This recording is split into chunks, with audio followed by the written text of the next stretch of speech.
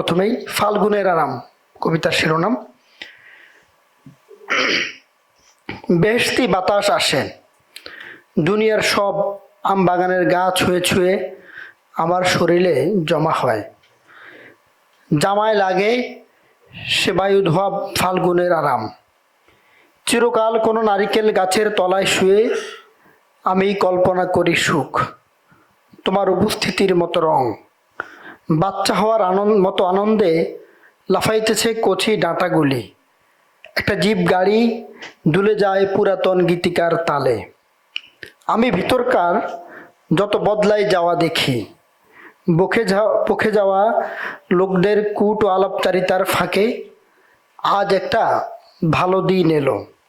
বইপত্রের মতো মনটা অগোছালো, তবে শরীরটা ভালো। বিমুখ দ্বিতীয় কবিতা। দুনিয়া বিমুখ একটা পাখি কোথায় উড়ে যাইতে পারে? গ্যাস পাম্পের লাইটের মাঝে দাঁড়ায়া ভাবতেছি, এত ফুয়েল নিয়া মানুষ অবশেষে কই যায়? রাস্তাগুলার কি পিঠ ব্যথা হয় না? আমি কোনোদিনও পাশ ফিরতে দেখলাম না ওদের। তাদের মতো হইতে চাওয়া কেমন হবে? এই যে আমার ভিতর দিয়া প্রতিদিন কত কি গড়াইয়া যাইতেছে, কত কি দৃশ্য আমারে পাশ কাটতেছে, আমি শুধু সয়ে যাইতেছি। ওজন স্কেলের মতো আমি ভার লইতেছি নানা জিনিসপাতির। ফের ভাঙার মতো আমার ওজন শূন্য করে লইতেছি আগে। দূরে যাইতে হইলে ব্যাগ যেমন পাতলা হওয়ার লাগে, আমার শরীর আর চাওয়াগুলিরে হালকা কইরা আমি দৌড়তে চাই দুনিয়ার দিকে। দুনিয়া বিমুখ হইতে গিয়া আমি আসলে দুনিয়ারে সবচেয়ে বেশি পাইতেছি মাবুদ। তৃতীয় কবিতা শিরোনাম ফোঁটা। সরিষা ক্ষেতের রং হলুদ হলে তোমার শরীরে কোন রং আসে? যেন নাকফুলের মাঠ মাঘের দিনে জৈবতী হয়ে উঠল। আমি পাহারা দেই হাতে কঞ্চি সহ।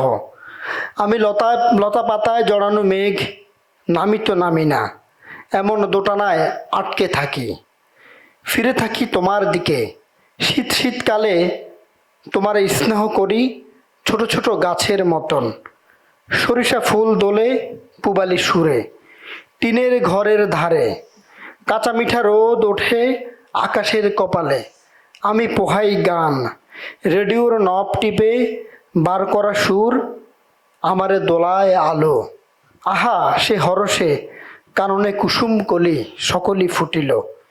তুমিও ফুটলা নাকি হেই হলদিয়া পাখি? ধন্যবাদ।